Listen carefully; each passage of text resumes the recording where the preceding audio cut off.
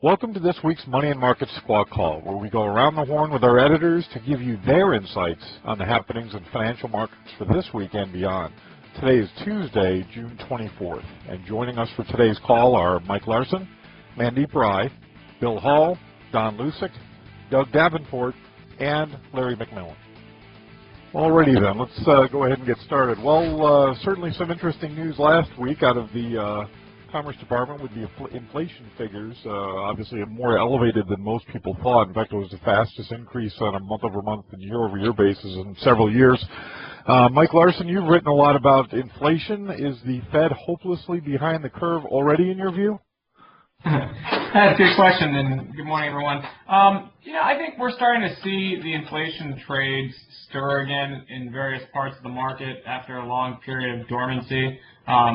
Things like gold, Larry's rightfully pointed out there's a lot of things causing the rally in gold, but, the fact that the day after Janet Yellen cavalierly dismissed inflation concerns, gold went up to $50 an ounce, kind of speaks to a new emerging buying force in the gold market, and that's a concern about inflation. You're not just seeing it in gold. If you look at things like the 10-year TIPS spread, the difference in yields between 10-year nominal treasuries and 10-year inflation-protected securities, that actually started rising again after a period of contraction. As a matter of fact, we're at about 230 basis points, which is very close to a 14-month high.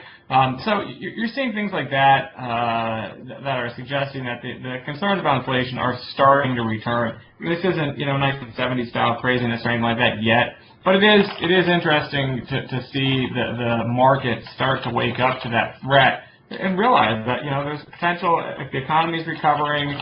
If growth in the U.S. is fairly strong and some of the growth concerns in China are abating a little bit, or even just kind of fading into the background, then it raises the risk of more inflation-style trading get priced into the market. So things like not just gold, but oil at 106, 107 bucks or whatever, gas prices rising and all of that. Those are also worrisome signs. So I think we just have to kind of watch this and see if this trend gathers steam. I'm watching very closely some of the yields in the Treasury market. We got down to as low as about 3.25 on the 30-year bond, and got down to about 2.4% on the 10-year note earlier in May. We've rallied off those levels, and we've kind of been doing some sideways chop here.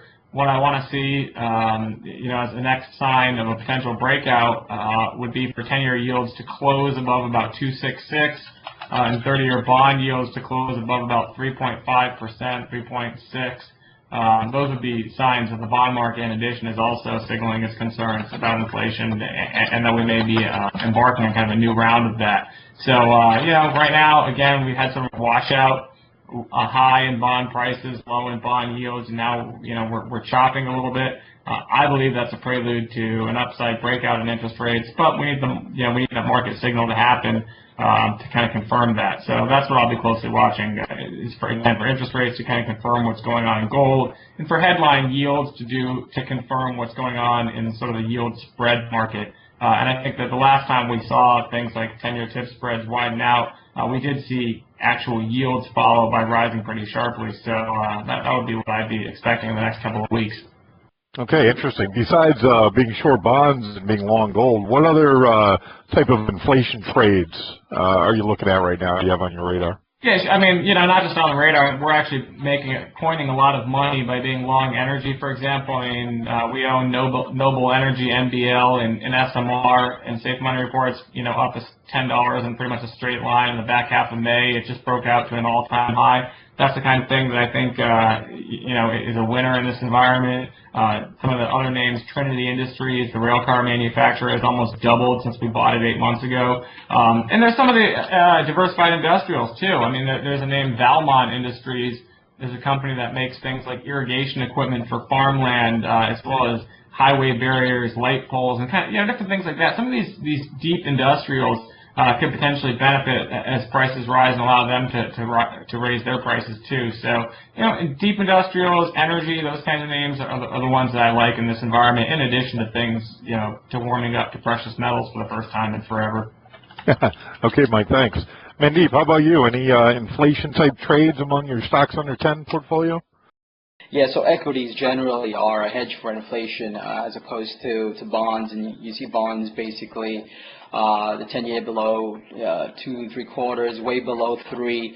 It could be overbought for bonds, so you make a transition from fixed income into equities as the economic data continues to just, kind of pull the markets higher, better than expected, mix in some cases.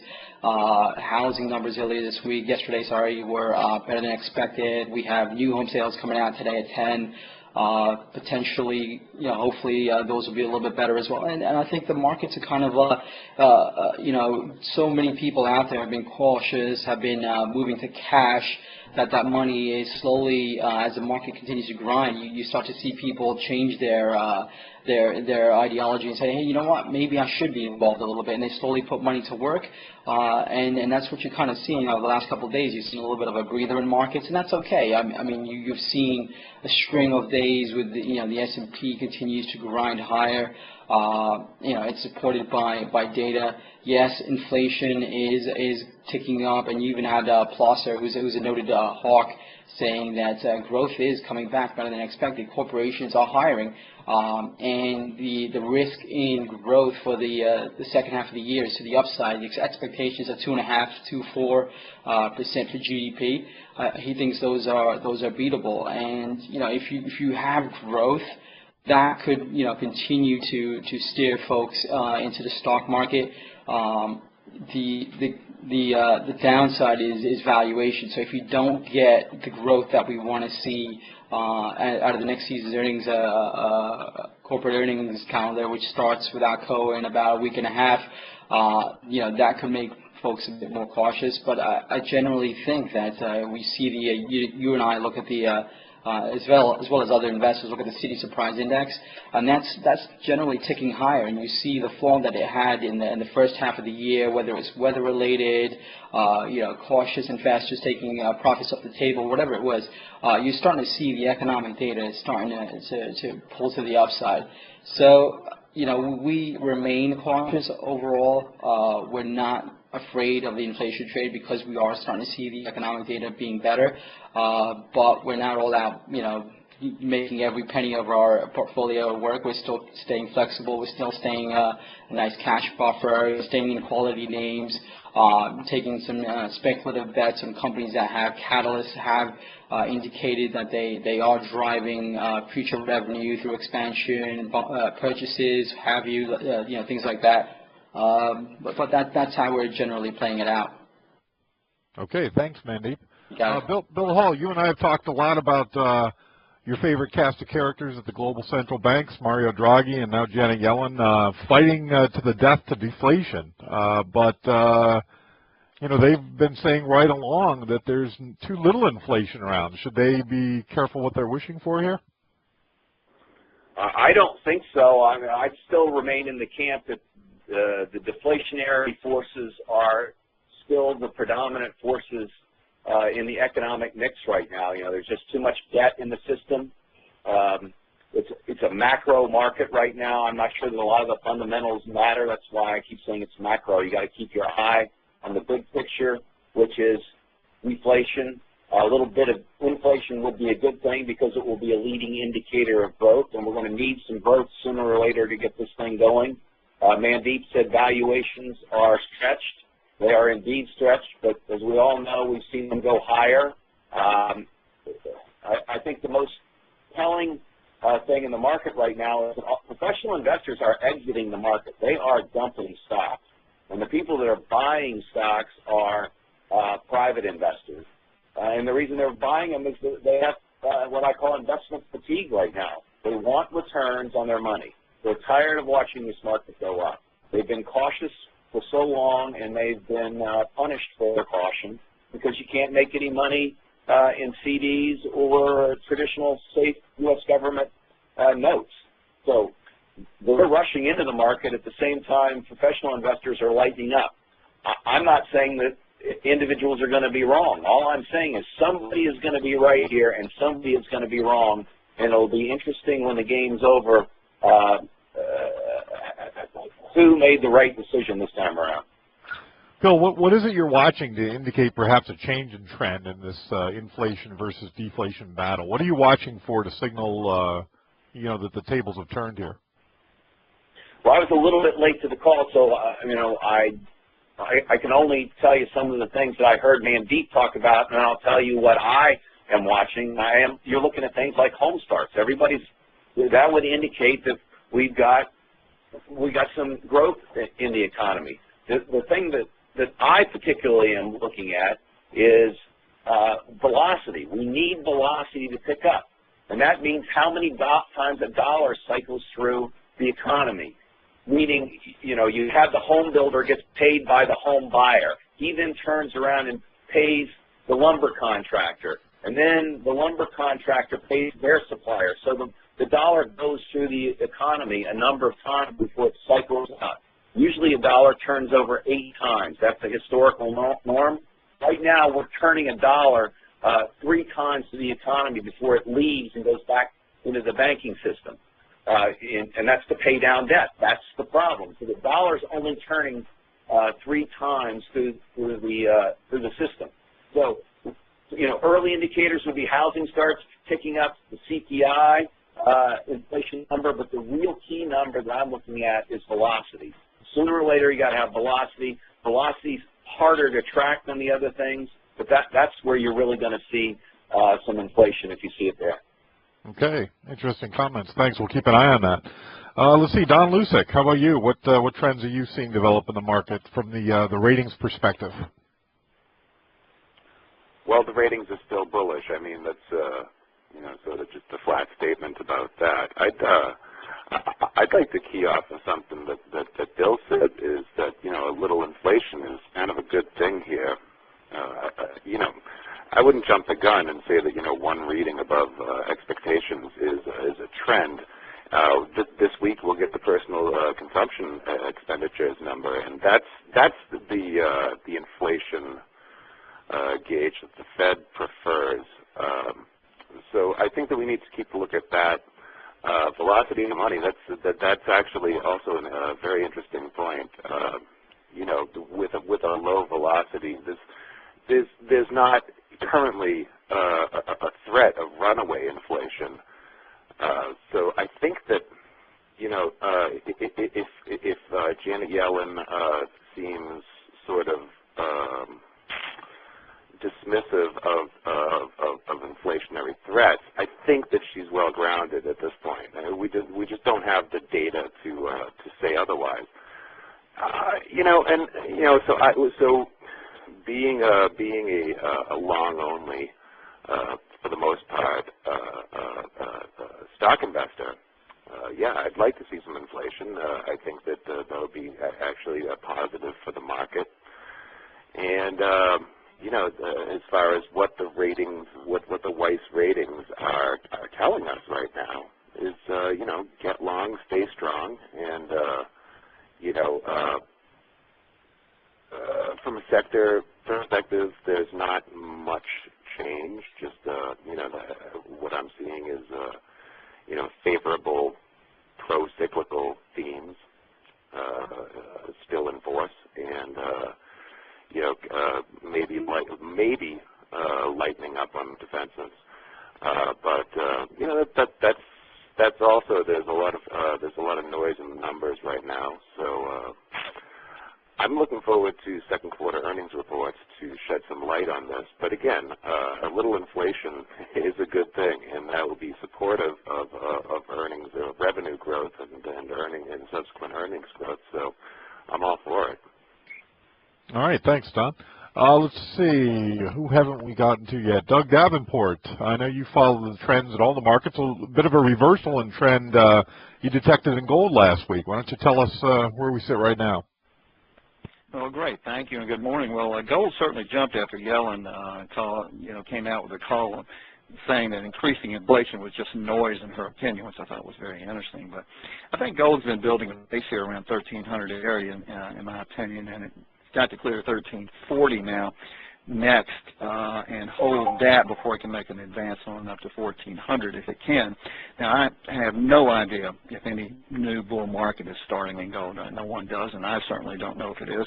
But The charts will tell me if it is, but still, gold's got a long, long way to go to get back in the bull market because it's got the huge resistance level up at $1,500 an ounce if you look at the chart, and it's got to clear that to be considered a bull market by most people.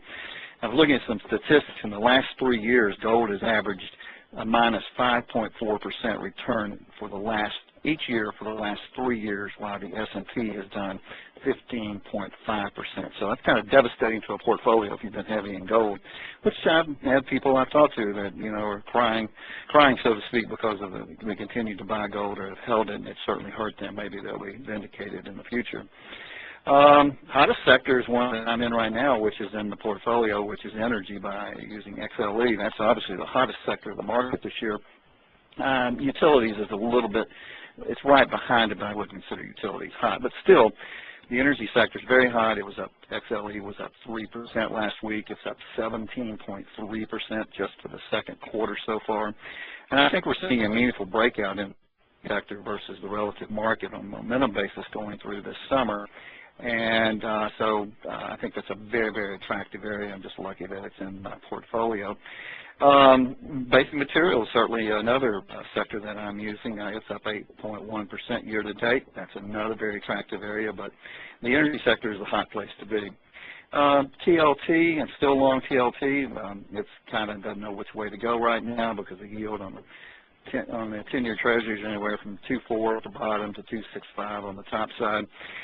Even though Plosser came out, you know, the Philly Fed chairman came out today and said that the U.S. economy is certainly seeing, or I should say that it's growing, and the economic target is actually going faster than expected, and they might be pushed to accelerate plans to raise rates in the future. That didn't do anything to TLT this morning, I noticed in pre-market. Oil back above 105 as it broke through there a couple of weeks ago, and it's been holding that while it's consolidating these recent gains. And that move is then between now 105 to 107. It's back and forth. Could be forming a little, excuse me, a bull flag right now. Should go to 112 and 113 on a technical basis based on the last summer's high. CRB index, interesting, is up 12% year to date. Of course, oil makes up a large component of the CRB index. Euro weak, it's bounced and hanging around 136 right now, but that should fall as rates continue to probably rise at some point in the U.S. and as the Fed continues to wind down QE. And stock market is the place to be, obviously. If you look, the S&P is still in that upward trend channel since November of 2012. And the S&P is up 4.2% since May 1st, and that would be, right now, we've had 22 record highs this year. And in 2013, we had 45 record highs that year, so we're on track right now matching what we did last year in new highs.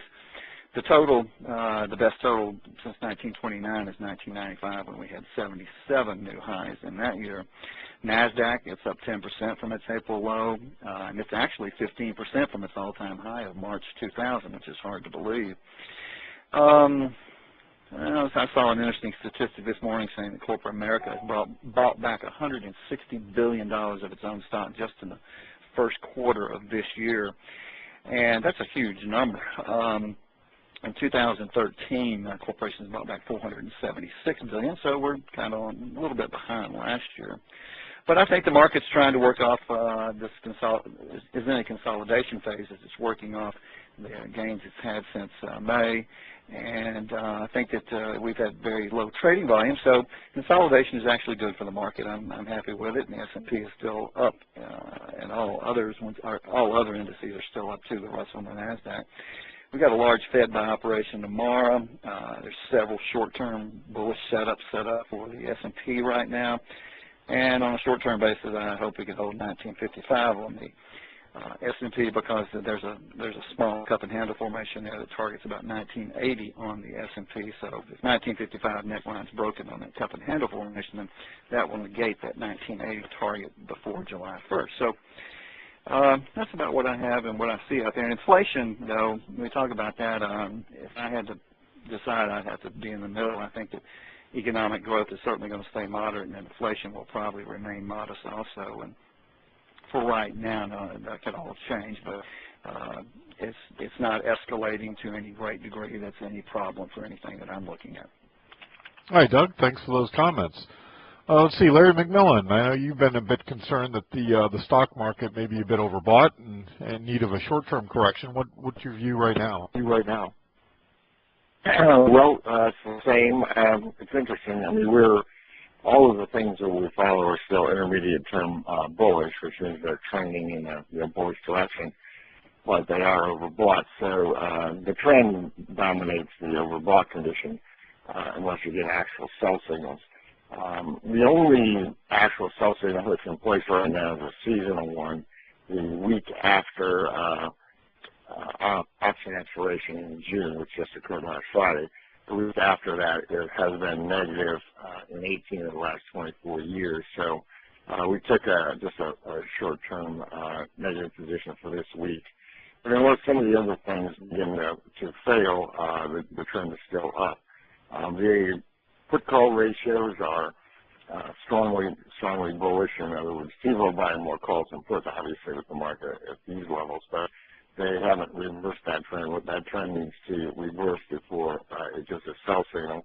And perhaps the most watched indicator of this type is the volatility indices, VIX, or the short-term index, VXST. VXST just made a new all-time low last week. We got down to about 920.